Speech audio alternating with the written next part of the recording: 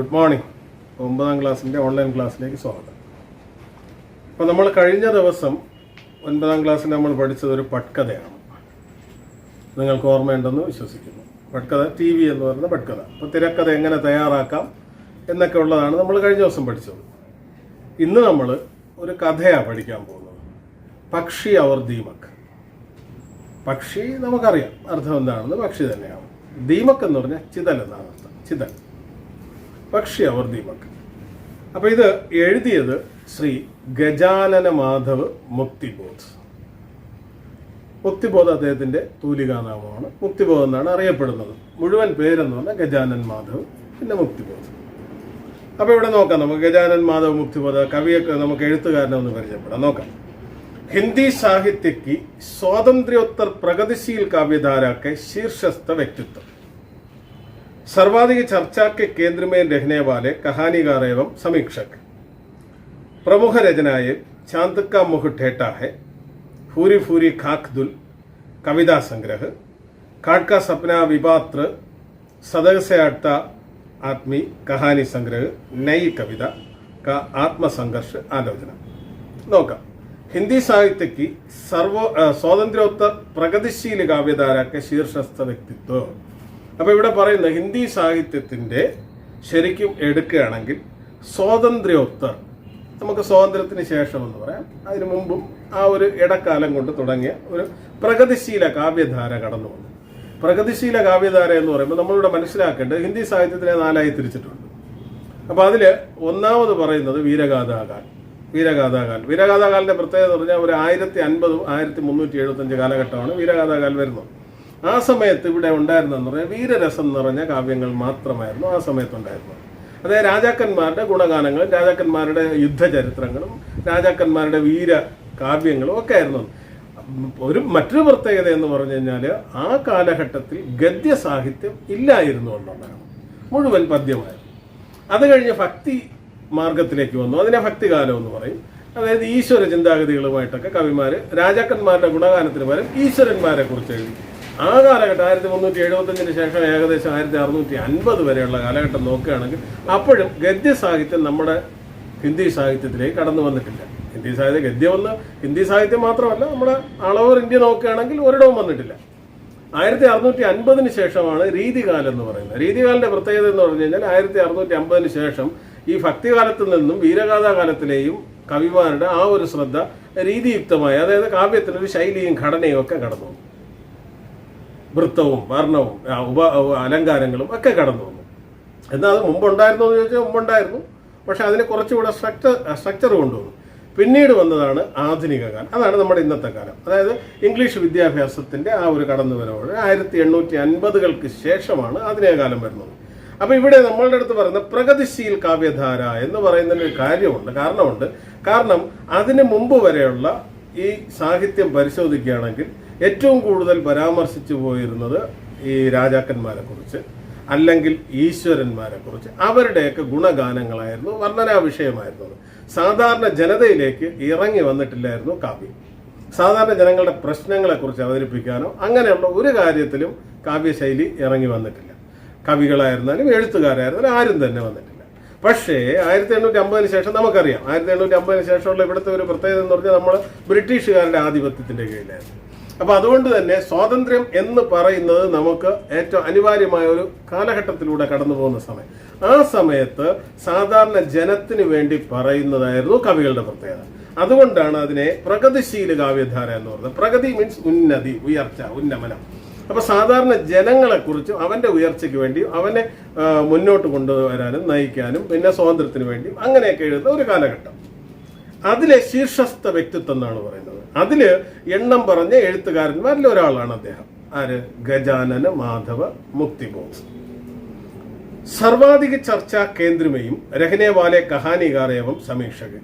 എവിടെ നമ്മൾ ഹിന്ദി സാഹിത്യത്തിലെ ഒരു 10 കവിമാരെ കുറിച്ചോ അല്ലെങ്കിൽ ലേഖന്മാരെ കുറിച്ചോ പറയണമെന്ന് പറഞ്ഞ 10 പേരുടെ പേര് പറയുകയാണെങ്കിൽ അതിലൊന്നാര് തന്നെ ആയിരിക്കും? ഈ മുക്തിബോധ് തന്നെ ആയിരിക്കും. പ്രമുഖ രചന, അദ്ദേഹത്തിന്റെ പ്രധാന രചനകൾ എന്ന് പറയുന്നത് ചാന്ദ് കാ മുഖ് ടേട്ടാ ഹെ, ഫൂരി ഫൂരി ഖാക്ദൂർ. ഇത് രണ്ടും അദ്ദേഹത്തിന്റെ കവിതാ സംഗ്രഹങ്ങളാണ്. ഘാട്ട് കാ സപ്ന, വിപാതൃ, സദഗസെ ഉട്ട ആത്മി എന്നിവ അദ്ദേഹത്തിന്റെ കഹാനി സംഗ്രഹം, കഥാസമാഹാരങ്ങളാണ്. നൈ കവിതാക്ക ആത്മസംഘർഷം എന്ന് പറയുന്നത് ആലോചന. അപ്പൊ ഇങ്ങനെ എല്ലാ മേഖലകളിലും സാഹിത്യത്തിന്റെ കഥകളായിരുന്നാലും ശരി, പിന്നെ ആലോചനയായിരുന്നാലും ശരി, അത് മാത്രമല്ല കവിതയായിരുന്നാലും ശരി, അങ്ങനെ സാഹിത്യത്തിന്റെ വിവിധ മേഖലകളിൽ വ്യക്തിമുദ്ര പതിപ്പിച്ച ഒരു വ്യക്തിയായിരുന്നു ആര്? ഈ ഗജാനൻ മാധവ് മുക്തിബോധ്. അദ്ദേഹം ജനിച്ചത് 1927 നവംബർ മാസം 13-ാം തീയതിയാണ് ജനിച്ചത്. 1964 സെപ്റ്റംബർ മാസം 11-ാം തീയതി അദ്ദേഹം മരിക്കുകയും ചെയ്തു. അപ്പൊ ഇവിടെ പക്ഷി അവർ ദീമക് എന്ന് പറഞ്ഞു കഴിഞ്ഞാൽ ഇവിടെ ഉദ്ദേശിക്കുന്നത് മുക്തിബോധ് കി കഹാനി, പക്ഷി അവർ ദീമക് ദരസലേക്ക് ലംബി കഹാനി, ഒരു ലംബി കഹാനിയാണ്. ചോട്ടി കഹാനിയുണ്ട്, ലംബി കഹാനിയുണ്ട്, നീളമുള്ള കഥ. അത് സിനിമയൊക്കെ ആക്കാൻ പറ്റിയ രീതിയിൽ അങ്ങനത്തെ കഥകളുമുണ്ട്, പിന്നെ അല്ലാതെ എന്തുകൊണ്ട് ചെറുകഥകളുമുണ്ട്. ലംബി കഹാനി ജിസ്കെ ഫീദർ, ഈ കഥയ്ക്കുള്ളിൽ പക്ഷി അവർ ദീമക് കി കഹാനി സമാഹിത, ഒരു പക്ഷിയുടെയും ദീമകിന്റെയും കഥയാണ് ഇതിനകത്ത് വരുന്നത്. അപ്പൊ അതില് ഇസി ആധാർ പർ കഹാനി കാ ശീർഷക് ഭി രഖാ ഗയാ ഹൈ, അതിനെ ബേസ് ചെയ്താണ് ഈ നമ്മുടെ ഈ ചെറിയൊരു ഭാഗമായ ഈ കഥയിൽ പക്ഷി അവർ ദീമക് എന്ന് പറഞ്ഞ ശീർഷക് ഹെഡിങ് കൊടുത്തത്. ഇസ് കഹാനി കോ കഥാനക് മയം ഏക് അന്യ പാത്ര ശ്യാമള കോ സുൻതാ ഹൈ, ഈ കഥ അദ്ദേഹം, മയം എന്ന് പറഞ്ഞാൽ നമ്മുടെ കഥാകാരൻ, അദ്ദേഹം ഒരു അന്യപാത്ര ശ്യാമള മറ്റൊരാൾക്ക് ഈ കഥ പറഞ്ഞു കൊടുക്കുന്ന രീതിയിലാണ്. പക്ഷെ നമുക്കിവിടെ കഥ വന്നിരിക്കുന്നത് അങ്ങനെയല്ല. നമുക്കൊരു ചെറിയ കഥയായിട്ട് അതിൻ്റെ ഒരു ഭാഗം അടർത്തിയെടുത്ത് നമുക്കൊരു കൊച്ചു കഥയായിട്ട് നമുക്ക് പഠിക്കാനായിട്ട് തന്നിരിക്കുകയാണ്. യഹാ സമ്പൂർണ്ണ കഹാനിക്ക് ഫീദർ കിയക്ക് ചോട്ടി കഹാനി, ഈ മൊത്തം നീളമുള്ള ഈ കഥ, ഈ ലംബി കഹാനിയിൽ നിന്നും അതിലെ ഒരു ചോട്ടി കഹാനി, ഒരു ചെറിയ അംശം മാത്രമാണ് എടുത്തു വെച്ചിരിക്കുന്നത്. പക്ഷി അവർ ദീമക് ശീർഷക് പർ ദീ ഗയി, ഈ പക്ഷി അവർ ദീമക് എന്ന് പറഞ്ഞ ഹെഡിങ്ങിൽ നമുക്ക് തന്നിട്ടുള്ള ഒരു കൊച്ചു ഭാഗമാണ്. ആ ഭാഗമാണ്, അതിലേക്ക് നമുക്ക് കടന്നു വരാം. അപ്പൊ നമ്മൾ എഴുത്തുകാരനെ കുറിച്ച് പറഞ്ഞു, മുക്തിബോധാണ് എഴുതിയത്. അദ്ദേഹത്തിന്റെ മുഴുവൻ പേരെന്താണ്?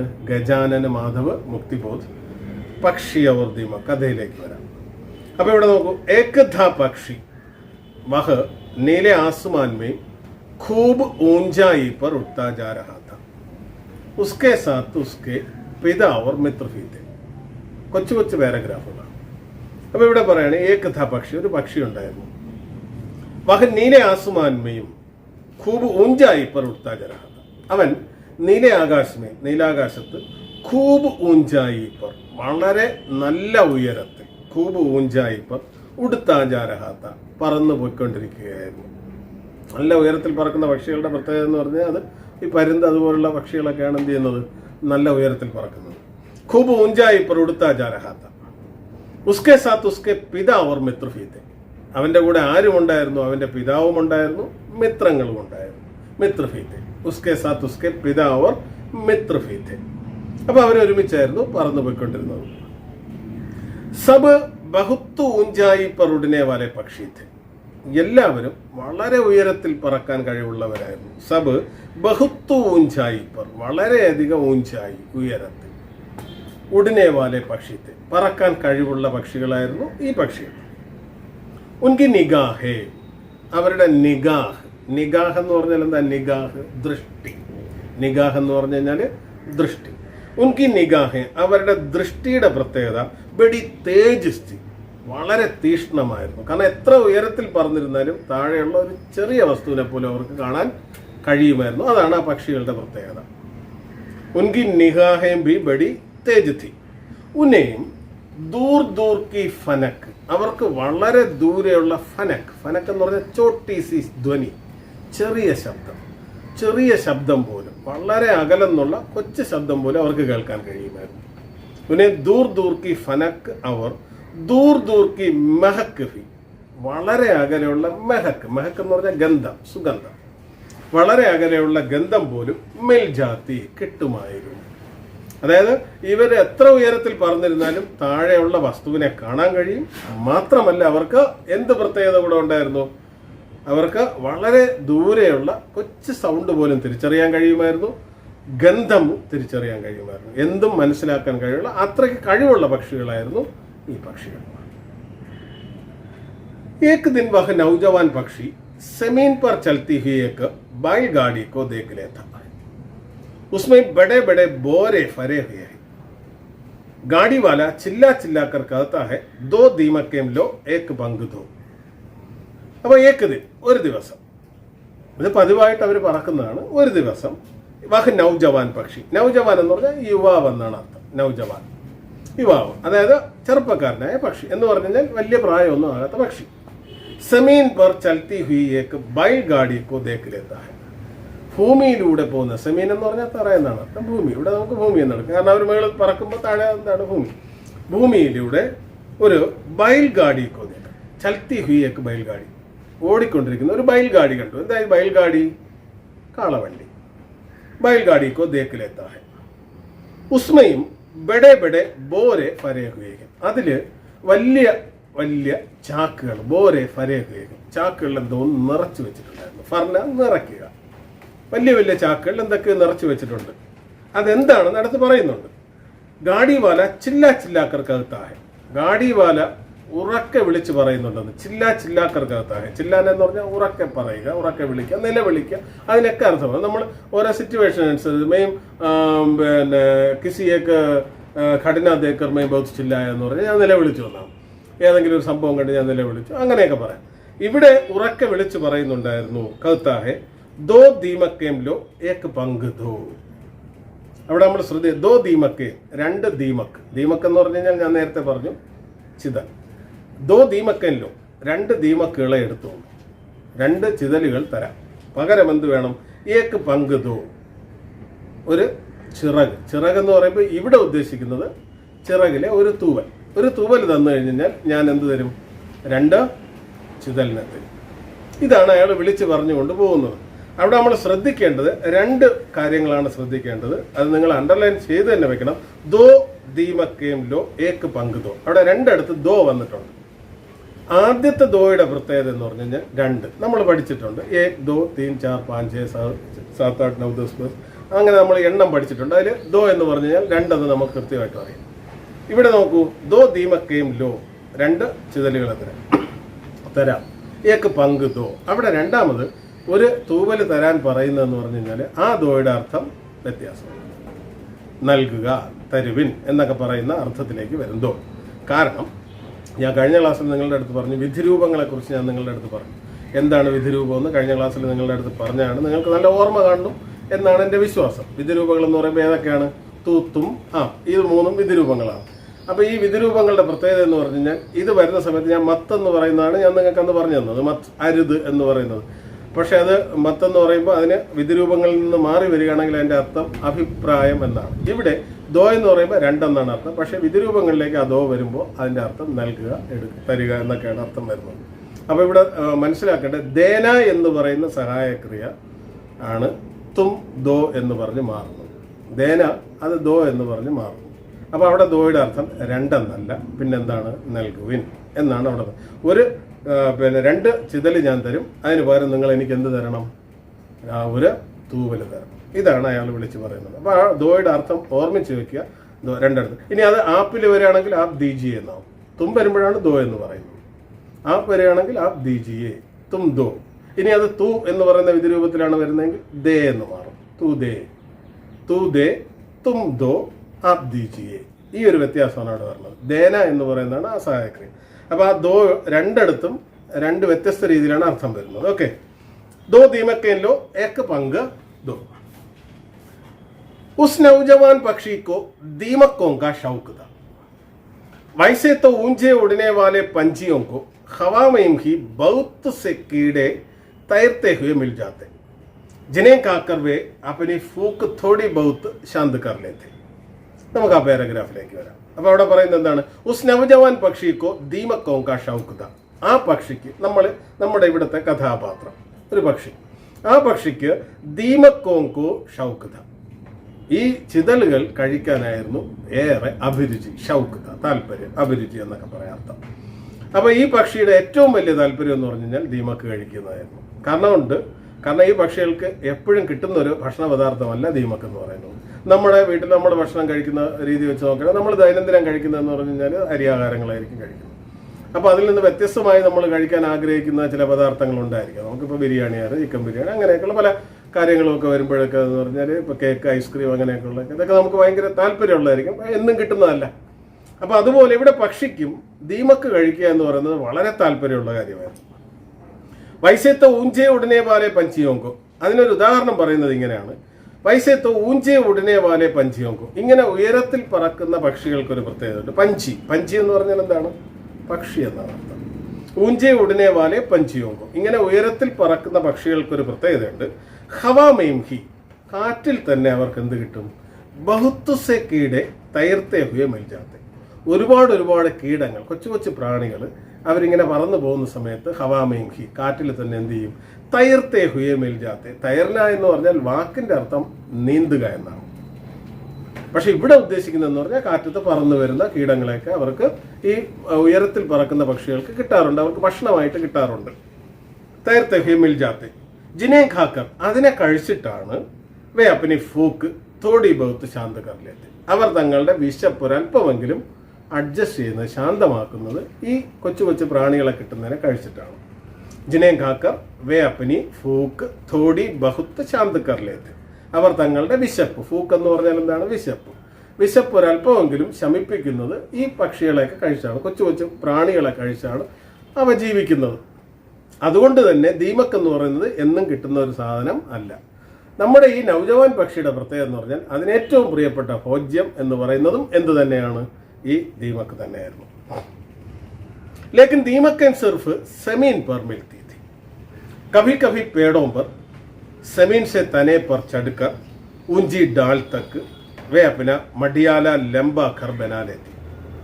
लेकिन ऐसे कुछ ही पेड़ होते और वे सब एक जगह न मिलते.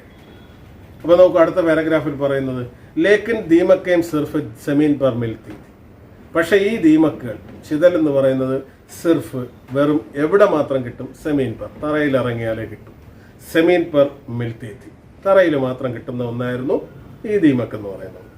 കഭി കഭി പേടോമ്പർ, ചിലപ്പോഴൊക്കെ എവിടെയും കിട്ടും. പേടോമ്പർ, വൃക്ഷങ്ങളിലും കിട്ടും ചിലപ്പോഴൊക്കെ. പേടോമ്പർ സെമീൻ സെ തനെ പർ ചടുക്കർ, സെമീനിൽ നിന്നും, ഈ ഭൂമിയിൽ നിന്നും വൃക്ഷത്തിന്റെ കൊമ്പുകളിലേക്ക് ചടന എന്ന് പറഞ്ഞാൽ കയറുക. നമ്മളത് കഴിഞ്ഞ പാഠത്തിൽ പഠിച്ചതാണ്, പട്കഥയിൽ പഠിച്ചു. പഹാട് പർ ചടുക്കർ എന്ന് പറഞ്ഞുകൊണ്ട് പട്കഥയിൽ പഠിച്ചു. TV എന്ന് പറഞ്ഞ പട്കഥയിൽ പഠിച്ച വാക്കാണ് ചടുക്ക. അപ്പൊ ചടന കയറുക. ഇങ്ങനെ താഴെ നിന്നും എന്ത് ചെയ്യും? വൃക്ഷത്തിലേക്ക് ഇങ്ങനെ കയറി പിടിച്ച് ഈ ചിതലി കിടക്കുന്നത് നമ്മളും കണ്ടിട്ടുണ്ടായിരിക്കും. പല വഴിക്ക് നമ്മൾ പോകുന്ന സമയത്ത് നമ്മൾ വൃക്ഷത്തിലേക്ക് കണ്ടിട്ടുണ്ടായിരിക്കും. നമ്മുടെ വീട്ടിലും നമുക്ക് ഇതൊക്കെ കാണാൻ കഴിയുന്നതാണ്. തൊട്ട അടുത്തൊക്കെ ചുമരിലോട്ടൊക്കെ കയറിയൊക്കെ ഇരിക്കുന്നതൊക്കെ കാണാറുണ്ട്. അത് എങ്ങനെയാണ്? ഊഞ്ചി ഡാൽ തക്ക്, ഉയരമുള്ള കൊമ്പ് വരെയൊക്കെ ചിലപ്പോൾ എന്ത് ചെയ്യും? പിടിച്ച് കയറി പോകും ചിതലി. ഊഞ്ചി ഡാൽ തക്ക്, ഡാൽ എന്ന് പറഞ്ഞാൽ എന്താ? കൊമ്പ്. വേ പിന്നെ മടിയാല ലംബാക്കർ ബനാലെത്തി. ഈ ചിതലുകൾ അവരുടെ മടിയാല ലംബാക്കർ, മടിയാല എന്ന് പറഞ്ഞു കഴിഞ്ഞാൽ ചെളി നിറഞ്ഞ, മണ്ണ് നിറഞ്ഞ, ലംബാക്കർ നീളമുള്ള വീട്, ലംബാക്കർ നീളമുള്ള വീട്. നമുക്കറിയാം, ചിതൽ പുറ്റ് കണ്ടു കഴിഞ്ഞാൽ നമുക്കറിയാം ഇതെങ്ങനെയാണെന്ന്. കാരണം മണ്ണ് കൊണ്ടാണ് കൂടാരം കെട്ടി ചെറിയ ചെറിയ വീടുകൾ പോലെയാണ് അത് മേളിലേക്ക് എന്ത് ചെയ്യുന്നത്? കയറുന്നത്. ഇത് ചിലപ്പോഴൊക്കെ ഒരു വൃക്ഷത്തിന്റെ കൊമ്പ് വരെയൊക്കെ മേളിലോട്ടൊക്കെ കയറി നിൽക്കാറുണ്ട്. ലംബാഖർ ബനാലെത്തി. ലേക്കിൻ ഐസെ കുച്ചഹി പേട് ഹോത്തെ. പക്ഷെ ഇത് ഇങ്ങനെ എല്ലാ വൃക്ഷത്തിലും കാണണമെന്നില്ലല്ലോ, എല്ലാ വൃക്ഷത്തിലും ഇത് ഉണ്ടാവുകയില്ല. ഐസെ കുച്ചഹി പേട് ഹോത്തെ, വളരെ കുറച്ച് വൃക്ഷങ്ങളെ അങ്ങനെ കാണാറുള്ളൂ. അവർ വേ സബ് ഏക് ജഗഹ് ന മിൽത്തെ. മാത്രമല്ല വേ സബ് ഏക് ജഗഹ് ന മിൽത്തെ, അതെല്ലാം ഒരു സ്ഥലത്ത് തന്നെ കാണണമെന്നില്ല. വേ സബ് ഏക് ജഗഹ്, ജഗഹ് എന്ന് പറഞ്ഞാൽ എന്താണ്? സ്ഥലം. ഒരു സ്ഥലത്ത് ന മിൽത്തെ, കിട്ടാറില്ലായിരുന്നു. നൗജവാൻ പക്ഷി को लगा यह बहुत बड़ी सुविधा है कि एक आदमी दीमकों को बोरे में भर कर बेच रहा है. അപ്പൊ ഈ നമ്മുടെ പക്ഷിക്ക് നോക്കിയപ്പോൾ കണ്ടപ്പോൾ മനസ്സിലായി, കൊള്ളാം, ഇത് വളരെ നല്ല കാര്യമാണല്ലോ. ഇത് ബഹുത്ത് ബഡി സുവിധ ഹൈ, വളരെ എളുപ്പമുള്ള ഒരു മാർഗമാണ്. സുവിധ എന്ന് പറഞ്ഞാൽ എന്താണ്? മാർഗം. യഹ് ബഹുത്ത് ബഡി സുവിധ ഹൈ, ഇത് വളരെ നല്ല മാർഗമായി. എന്താണ്? കി, എന്തെന്നാൽ. അപ്പൊ ആ കീയുടെ അർത്ഥം എന്ന് പറഞ്ഞു കഴിഞ്ഞാൽ എന്തെന്നാൽ. അപ്പൊ കീ ആ വള്ളി ശ്രദ്ധിച്ചോളണം, ഇടത് സൈഡാണ് വള്ളി കിടക്കുന്നത്. അത് വലത് സൈഡ് വരുമ്പോൾ അർത്ഥവ്യത്യാസം വരും. ഇന്ത്യയുടെ ഉള്ള എന്നാണ്. ബഡി സുവിധ ഹൈ കി ഏക് ആദ്മി ദീമക്കോങ്കോ ബോരെ മേ ഫർക്കർ ബേച്ച് രഹാ ഹൈ. എന്താണ് ആ എളുപ്പമുള്ള മാർഗം? ഏക് ആദ്മി, ഒരു മനുഷ്യൻ എന്ത് ചെയ്യുന്നുണ്ടെന്ന്? ദീമക്കോങ്കോ, ഈ ചിതലുകളെ എന്ത് ചെയ്യാണ്? ഒരു ചാക്കിൽ കെട്ടി എന്ത് ചെയ്യാണ്? വിൽക്കുകയാണ്. ബോരെ മേ ഫർക്കർ ബേച്ച് രഹാ ഹൈ. ബേച്ചിന എന്ന് പറഞ്ഞാൽ എന്താണ്? വിൽക്കുക. ഒരാൾ ദീമക്ക് ചാക്കിൽ കെട്ടി കൊണ്ടു നടന്ന് വിൽക്കുന്നത് വളരെ നല്ല മാർഗമാണ്. കാരണം തനിക്ക് പ്രിയപ്പെട്ട ഭക്ഷണം കിട്ടാൻ സാധ്യതയുള്ള ഒരു മേഖല കണ്ടെത്തി. वह अपनी ऊंचाइयों छोड़कर मंडराता हुआ नीचे उतरता है और पेड़ की एक डाल पर बैठ जाता है. അപ്പൊ ഈ പക്ഷി എന്ത് ചെയ്തു? ഇത് കേട്ടതും വഹ അപ്പനി ഊഞ്ചായിയാൻ ചോടുക്ക, തൻ്റെ ഉയരങ്ങളെല്ലാം ഉപേക്ഷിച്ചിട്ട്, ഊഞ്ചായിയ ഉയരങ്ങൾ, തൻ്റെ ഉയരങ്ങളെല്ലാം ഉപേക്ഷിച്ചിട്ട്, ചോടുക്കർ, ചോടിനെന്ന് പറഞ്ഞാൽ ഉപേക്ഷിക്കുക. അതായത് ആ പറന്നുകൊണ്ടിരുന്ന ആള് ആ ഉയരങ്ങളെല്ലാം വിട്ടിട്ട് എന്ത് ചെയ്തു, നേരെ താഴെ വന്നു. മണ്ടനാത്താഹുവ നീച്ച ഉത്തത്താഹ, ഒറ്റയടിക്ക് താഴെ വരാൻ പറ്റില്ലല്ലോ പക്ഷേ. അതുകൊണ്ടാണ് മണ്ടരാത്താഹുവ എന്ന് പറഞ്ഞാൽ. മണ്ടരാന എന്ന് പറഞ്ഞു കഴിഞ്ഞാൽ ചുറ്റും വട്ടമിട്ട് പറക്കുക എന്നാണ് അർത്ഥം. മണ്ടരാന, മണ്ടരാത്താഹുവ, അത് കറങ്ങി കറങ്ങി കറങ്ങി എവിടെ എത്തി, താഴെ വന്നു. നീച്ചെ ഉത്തർത്താഹ, ഉത്തർണ എന്ന് പറഞ്ഞാൽ ഇറങ്ങുക, നീച്ചെ ഉത്തർണ എന്ന് പറഞ്ഞാൽ താഴേക്ക് ഇറങ്ങുക. നീച്ചെ ഉത്തർത്താഹ അവർ പേടിക്കിയേക്ക് ഡാൽ പർ ബൈഠ് ജാത്താ ഹെ, എന്നിട്ട് ഒരു വൃക്ഷത്തിന്റെ പേടിക്കിയേക്ക് ഡാൽ പർ, ഡാൽ എന്ന് പറഞ്ഞാൽ നേരത്തെ ഞാൻ പറഞ്ഞു എന്താണ്, കൊമ്പ്. പേടിക്കിയേക്ക് ഡാൽ പർ ബൈഠ് ജാത്താ ഹെ, വൃക്ഷത്തിന്റെ ഒരു കൊമ്പിൽ വന്ന് ഇരുന്നു. ഡാൽ പർ ബൈഠ് ജാത്താ ഹെ. दोनों का सौदा तय हो जाता है. अपनी चोंच से एक पर को खींचकर तोड़ने में उसे तकलीफ होती है, लेकिन उसे वह बर्दाश्त कर लेता है. मुंह में बड़े स्वाद के साथ 2 दीमकें दबाकर वह पक्षी फुर से उड़ जाता है. അപ്പോൾ അടുത്ത പാരഗ്രാഫിൽ ഇത്രയാണ് പറയുന്നത്, दोनों का सौदा तय हो जाता है. ഈ പക്ഷിയും ഈ ഗാഡിവാലയും തമ്മിൽ സൗദ കർണ എന്ന് പറഞ്ഞാൽ കച്ചവടം. दोनों का सौदा तय होता है. तय करना എന്ന് പറഞ്ഞാൽ തീരുമാനിക്കുക. രണ്ടുപേരും തമ്മിൽ കച്ചവടം ഉറപ്പിച്ചു. എന്താ കച്ചവടമായിരുന്നു? दोनों का सौदा तय करता, രണ്ടുപേരും അവരവരുടെ കച്ചവടം ഉറപ്പിച്ചു. നമ്മുടെ പക്ഷിയെ ആകർഷിച്ചത് എങ്ങനെയായിരുന്നു? നമ്മുടെ ഗാഡിവാല ആകർഷിച്ചത് 2 ദീമക്കോംലോ അവർ ഏക്ക് പങ്കുതും, 2 ചിതലുകളെ നിങ്ങൾക്ക് തരും, പക്ഷെ നിങ്ങൾ അതിന് പകരം എന്ത് തരണം? ചിറകിൽ നിന്ന് ഒരു തൂവല് തരണം. ഇതായിരുന്നു അയാൾ പറഞ്ഞത്. അപ്പോൾ ഇവിടെ കച്ചവടം ഉറപ്പിച്ചെന്ന് പറഞ്ഞു കഴിഞ്ഞാൽ എന്തായിരിക്കാം കച്ചവടം? കച്ചവടത്തിന്റെ പ്രത്യേകത എന്താണ്? പക്ഷി ഒരു തൂവൽ കൊടുക്കാൻ തയ്യാറായി. അപ്പോൾ അതിനെന്ത് കിട്ടും? 2 ദീമക്ക് കിട്ടും. अपनी चोंच से एक पर को खींच कर तोड़ने में उसे तकलीफ होती है. अपनी चोंच से, चोंच എന്ന് പറഞ്ഞാൽ എന്താണ്? ചുണ്ട്. अपनी चोंच से, തൻ്റെ ചുണ്ട് കൊണ്ട്, ഏക്ക് പർക്കോ, ഏക്ക് പർ എന്ന് പറഞ്ഞു കഴിഞ്ഞാൽ ഇവിടുത്തെ അർത്ഥം ചിറകെന്നാണ് അർത്ഥം, പർ. പക്ഷേ നമ്മൾ ഗ്രാമറിൽ പർ പഠിച്ചിട്ടുണ്ട്, നിങ്ങൾക്ക് അറിയാമോന്ന് അറിഞ്ഞൂടാ. വിഭക്തി പ്രത്യയങ്ങൾ നിങ്ങൾ കേട്ടിട്ടുണ്ടായിരിക്കും. നെ, കോ, സേ, കാ, കേ, കി, മെയിം, പർ, കേലി, ഇത്രയാണ് വിഭക്തികൾ എന്ന് പറയുന്നത്. ഈ വിഭക്തികളിൽ നെ, കോ, സേ, കാ, കേ, കി, മെയിം, പർ എന്ന് പറഞ്ഞ് നമ്മൾ പഠിച്ചിട്ടുള്ളതാണ്. നിങ്ങളത് കൃത്യമായിട്ട് ഓർമ്മയുണ്ടായിരിക്കും, നിങ്ങൾക്ക് അതിൻ്റെ അർത്ഥവും അറിയായിരിക്കും. പറിൻ്റെ അർത്ഥം എന്താണ്? പുറത്ത്, മുകളിൽ എന്നാണ്. ശരിക്കും ഏറ്റവും കൂടുതൽ നമ്മൾ ഉപയോഗിക്കുന്നത്, പർ ഉപയോഗിക്കുന്നതെല്ലാം പുറത്ത്, മുകളിൽ എന്നുള്ള നമ്മൾ ഗ്രാമറിൽ തന്നെയാണ് ഉപയോഗിക്കുന്നത്. പേട് പറയൊക്കെ പഞ്ചി ബൈത്തി എന്ന് പറയുമ്പോൾ വൃക്ഷത്തിന്റെ മുകളിൽ ആരിയിരിക്കുന്നു, ഒരു പക്ഷി ഇരിക്കുന്നു, ഇങ്ങനെയൊക്കെ പറഞ്ഞ് നമ്മൾ സാധാരണഗതിയിൽ പർ എഴുതി വരുന്നത് എപ്പോഴും വ്യാകരണത്തിൽ തന്നെയാണ്. പക്ഷെ അത് നാമത്തിൽ വരുമ്പോൾ, അതായത് സജ്ഞ എന്ന് പറഞ്ഞാൽ നാമം, നൗൺ, നാമത്തിൽ വരുമ്പോൾ അതിൻ്റെ അർത്ഥം എന്താണ്? പർ എന്ന് പറഞ്ഞാൽ ചിറകെന്നാണ് അർത്ഥം. പക്ഷെ നമ്മൾ എപ്പോഴും ശ്രദ്ധിക്കണം. അപ്പോൾ നമ്മൾ വാക്കുകൾ ഒരു സെന്റൻസിൽ വരുമ്പോൾ ആ സെന്റൻസിനനുസരിച്ച് അർത്ഥത്തിന് വ്യത്യാസം വരാൻ സാധ്യതയുണ്ട്. അപ്പോൾ ഇവിടെ പർ എന്ന് പറഞ്ഞു കഴിഞ്ഞാൽ എന്താണ്? ചിറകെന്നാണ് അർത്ഥം. അപ്പനി ചോഞ്ച് സെ ഏക്ക് പർക്കോ, തൻ്റെ ചുണ്ടുകൊണ്ട് ഒരു ചിറകിനെ, ചിറക് മീൻസ് ഇവിടെ ഉദ്ദേശിക്കുന്ന ചിറകെന്ന് പറയുമ്പോൾ ഒരു തൂവല് ഉദ്ദേശിക്കുന്നു. ഏക്ക് പർക്കോ ഖീഞ്ചിക്കർ, ഖീഞ്ചിന എന്ന് പറഞ്ഞു കഴിഞ്ഞാൽ വലിക്കുക, ഖീഞ്ചിക്കർ തോടിനെയും പൊട്ടിക്കുക, വലിച്ചു പൊട്ടിക്കുന്നതിന്. അവനെ ചോഞ്ചസ് ഏക്ക് പർക്കോ ഖീഞ്ചിക്കർ തോടിനെയും, അത് വലിച്ചു പൊട്ടിക്കുന്നതിന് ഉസെ തക്ലീഫ് ഹോത്തിഹെ, ആ പക്ഷിക്ക് തക്ലീഫ് ഉണ്ടായി. തക്ലീഫ് എന്ന് പറഞ്ഞാൽ എന്താണ്? ബുദ്ധിമുട്ട്. വലിയ ബുദ്ധിമുട്ടായിരുന്നു ആദ്യം. കാരണം സ്വന്തം അവയവമാ എടുത്ത് എന്ത് ചെയ്യുന്നത്?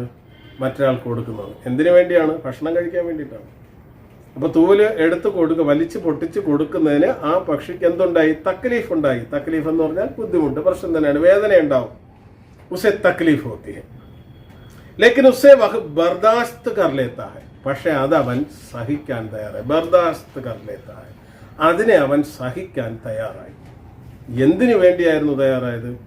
ഭക്ഷണം കഴിക്കാൻ വേണ്ടിയായിരുന്നു തയ്യാറായത്. മുഹമ്മയും ബെഡെ സ്വാദ് കെ സാത്ത് 2 ദീമക്ക് ദബാക്കർ, വായിൽ വളരെ സ്വാദോടുകൂടി 2 ദീമക്ക് എടുത്തു വെച്ചു. ദബാക്കർ, ദബാന എന്ന് പറഞ്ഞു കഴിഞ്ഞാൽ എന്താണ്? അമർത്തി വെക്കുക, ചവയ്ക്കുക. പക്ഷി ഫുർസെ ഉടിജാത്ത, ആ പക്ഷി എന്ത് ചെയ്തു? പെട്ടെന്ന് ഫുർസെ എന്ന് പറഞ്ഞാൽ പെട്ടെന്ന്, വളരെ വേഗത്തിൽ ഉടിജാത്ത, പറന്നു പോകും. അപ്പോൾ നമ്മൾ ഇന്നിവിടെ പഠിച്ചതെന്ന് പറഞ്ഞു കഴിഞ്ഞാൽ പക്ഷിയാവർ ദീമക്ക്, ഗജാനൻ മാധവ് ഭുക്തിമോദ് എഴുതിയ പക്ഷിയാവർ ദീമക്ക് എന്ന് പറഞ്ഞ കഥയാണ് നമ്മൾ പഠിച്ചത്. കഥ ആയതുകൊണ്ട് തന്നെ നിങ്ങൾക്ക് പെട്ടെന്ന് കാര്യങ്ങൾ മനസ്സിലാവും. അപ്പോൾ വളരെ ഉയരത്തിൽ പറന്നുകൊണ്ടിരുന്ന ഒരു പക്ഷി എന്ത് ചെയ്യുകയാണ്? ഒരു ദിവസം അത് ഒരു ഗാഡിവാലയെ കണ്ടു, ബൈൽഗാഡി, ഒരു കാളവണ്ടി ഓടിച്ചു വരുന്ന ഒരാളിനെ കണ്ടു. അയാൾ എന്ത് പറയുകയായിരുന്നു? അയാൾ 2 ദീമക്കല്ലോ അവർ ഏക്ക് പങ്കുതു, എന്നാണ് പറയുന്നത്. 2 ചിതലുകൾക്ക് പകരം എന്ത് തരണമെന്ന് പറഞ്ഞു? ഒരു ചിറകിൻ്റെ തൂവൽ തരണം. ഇതായിരുന്നു അയാൾ പറഞ്ഞത്. ഈ പക്ഷി എന്ത് ചെയ്തു? പക്ഷിക്ക് ഇഷ്ടപ്പെട്ട ഭക്ഷണമായതുകൊണ്ട് അത് താഴെ വന്ന് ആ കച്ചവടം ഉറപ്പിച്ചു. ഇതാണ് നമ്മൾ ഇന്ന് പഠിച്ചത്. ഓക്കെ, അപ്പോൾ നിങ്ങളിന്ന് വൈകുന്നേരമുള്ള സൂം മീറ്റിങ്ങിൽ വരിക. സംശയങ്ങൾ എന്തെങ്കിലും ഉണ്ടെങ്കിൽ ചോദിക്കുക. അർത്ഥമല്ല 5 പ്രാവശ്യം കഴിഞ്ഞ ദിവസം ഞാൻ പറഞ്ഞതാണ്, പുതിയ വാക്കുകൾ വരുമ്പോൾ അർത്ഥം എഴുതി പഠിക്കണം. അത് 5 പ്രാവശ്യം എഴുതി പഠിക്കണം. അടുത്ത സൂം മീറ്റിങ്ങിൽ നിങ്ങൾ അത് എഴുതി പഠിച്ചത് തന്നെ കാണിക്കുകയും വേണം. അപ്പോൾ തൽക്കാലം നമുക്ക് ഇന്നത്തെ ക്ലാസ് എന്ത് ചെയ്യാം? വൈൻഡപ്പ് ചെയ്യാം. അടുത്ത ക്ലാസ്സിൽ നമുക്ക് വീണ്ടും കാണാം.